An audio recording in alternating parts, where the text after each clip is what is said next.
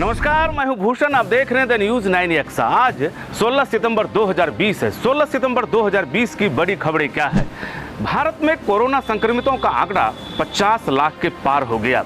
इनमें अब तक 39,33,455 मरीज बीमारी से स्वस्थ हो चुके हैं।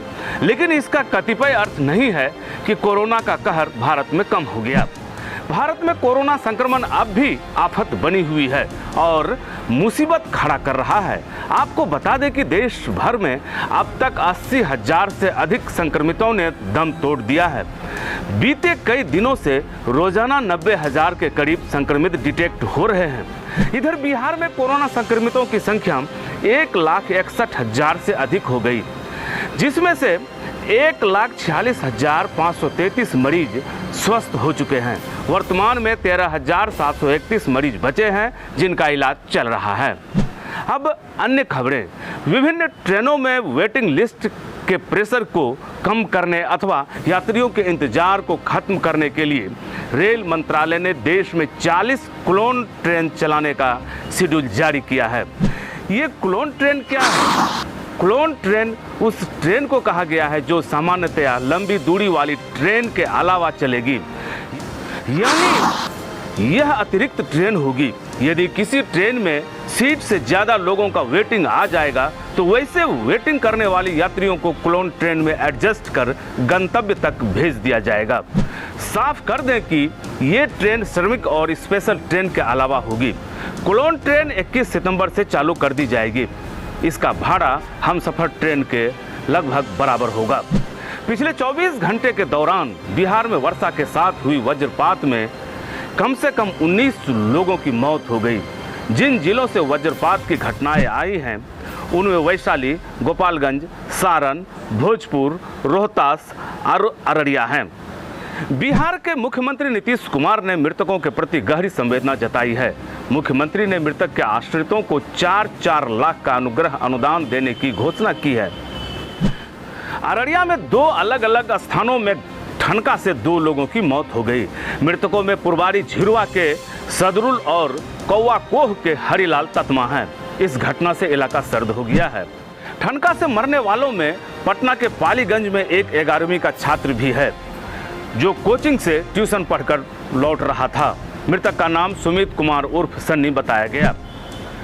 इधर Punjab national bank, UCO bank, Indian overseas bank, bank of Baroda, Canara bank, central bank of India, bank of Maharashtra, Punjab national bank, union bank, Indian bank और पंजाब एंड सिंध बैंक में खाली पड़े 2557 पदों के लिए वैकेंसी है।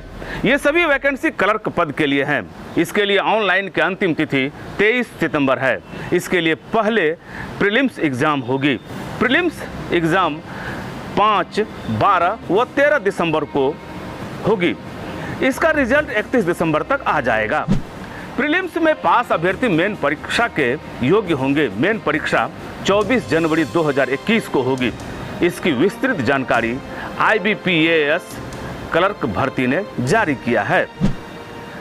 बिहार में आसन्न विधानसभा चुनाव को लेकर चुनाव आयोग ने निर्देश जारी करते हुए कहा है कि किसी भी राजनीतिक बैठक में 100 से अधिक लोग नहीं बैठ सकेंगे। उसमें भी मास्क पहनना और सोशल डिस्टेंस मेंटेन करना अनिवार्य होगा। मोतिहारी के एक तत्कालीन दरोगा जो अब इंस्पेक्टर बन गए हैं को मानवाधिकार ने 2 लाख रुपये का अर्थदंड सुनाया है।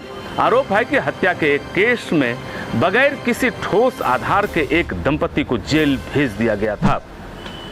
बिहार में पटना के बाद अब दरभंगा में एम्स की शाखा खोली जाएगी। प्रधानमंत्री नरेंद्र मोदी कैबिनेट ने इसके लिए मंजूरी दे दी है। बिहार वासियों के लिए यह प्रधानमंत्री का जन कल्याणकारी कदम है। पूर्णिया नवगछिया मुख्य मार्ग NH-31 पर रंगरा के पास एक बाइक सवार युवक को अज्ञात वाहन ने कुचल डाला। युवक की घटनास्थल पर ही मौत हो गई। मृतक का नाम अभिषेक बताया गया। वह डहरा बराड़ी का था। ननिहाल मुरली गांव जा रहा था। मुजफ्फरपुर के मोतीपुर PSC में एक महिला के बंध्याकरण के बाद मौत हो गई। इस घटना को लेकर भारी बावेला मचा। मृतका ठिकहा वासुदेवा के राम प्रवेश राय की 35 वर्षीय पत्नी अनिता देवी बताई गई।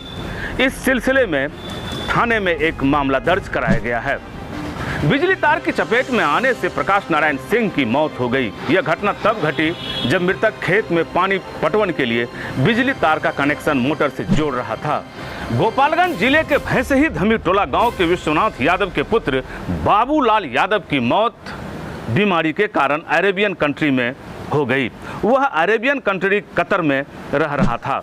इधर विजयपुर में घटी एक घटना में पगड़ा बाजार की पतासी देवी की मौत सड़क दुर्घटना में हो गई। सिवान के एक युवक की हत्या बंगाल में गला दबाकर कर दी गई। वह ट्रक ड्राइवर था। मृतक का नाम आसिफ अली बताया गया। वह पचरुखी थाना क्षेत्र के शाह तकिया निवासी था। गया जिले के पचरुखी में एक युवक ने अपने ही पिता की हत्या गोली मारकर कर दी। बेटा इतना कायर कि नींद में सो रहे पिता के सिर में ही गोली मार दी। आरोपी पुत्र को पुलिस ने गिरफ्तार कर लिया है। भभुआ के मचखिया गांव निवासी सह सीएसपी संचालक नीतीश कुमार से 2,70,000 रुपये लूट लिए गए। वह इलाहाबाद बैंक से रुपये निकालकर मनिहारी बाजार स्थित अपने सीएसपी सेंटर जा रहे थे। सासाराम के तिलौथी थाना क्षेत्र में पुलिस ने 200 बोतल विदेशी शराब जब्त किया है और चकमा देकर तस्कर वहां से फरार हो गया। तस्कर की बाइक भी जब्त की गई है। पूछताछ की जा रही है और तस्कर का पता लगाया जा रहा है। बांका के धर्मपुर के समीप एसबीआई की सीएसपी संचालक इजाउल से 73,000 रुपये हथियार बंद अपराधियों ने लूट लिया। 3 बाइकर्स ने इंग्लिश मोड़ के पास से ही उनका पीछा किया था। बिहार के अन्य जिलों की भांति कटिहार में भी माध्यमिक एवं उच्च माध्यमिक विद्यालयों में विद्यालय सहायक और परिचारी के पद सृजन की तैयारी शुरू कर दी गई है। शीघ्र ही इन पदों पर बहाली होगी।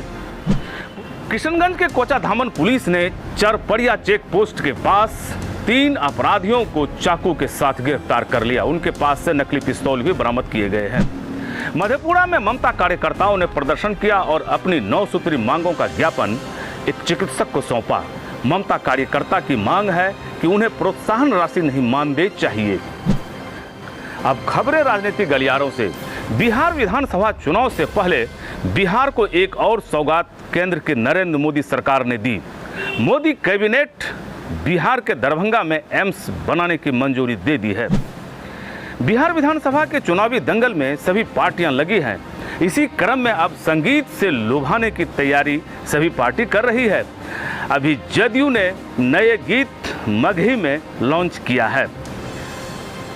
ये सुनने में काफ़ी रोचक है। गाने के माध्यम से यह बताने की कोशिश की गई है 15 सालों में बिहार ने काफ़ी तरक्की की है। गाने के तो बोल हैं, कदम कदम बढ़ावो हो, विकास के गीत गावो हो। बिहार में पप्पू यादव की पार्टी जन अधिकार पार्टी को केंद्रीय चुनाव आयोग ने नया चुनाव चिन्ह दिया है। 2020 के बिहार विधानसभा चुनाव में जाप का चुनाव चिन्ह कैंची होगा। इसी क्रम में जाप के राष्ट्रीय अध्यक्ष पप्पू यादव ने कहा, सावधान हो जाएं बिहार का विनाश चाहने वाले और विकास बाधित करने वाले। राजद सुप्रीमो लालू प्रसाद की तबीयत खराब चल रही है। बताया जा रहा है कि रघुवंश प्रसाद सिंह की मौत के बाद वे काफी तनाव में हैं। ये थी बिहार और बिहार से जुड़ी महत्वपूर्ण खबरें कैसी लगी अपना सुझाव कमेंट बॉक्स में जरूर दें। अगर आप हमारा ये वीडियो फेसबुक पेज के माध्यम से देख रहे हैं तो फेसबुक पेज लाइक करें। अगर आप हमारा ये वीडियो यूट्यूब पर देख रहे हैं तो YouTube channel the news 9 subscribe करें।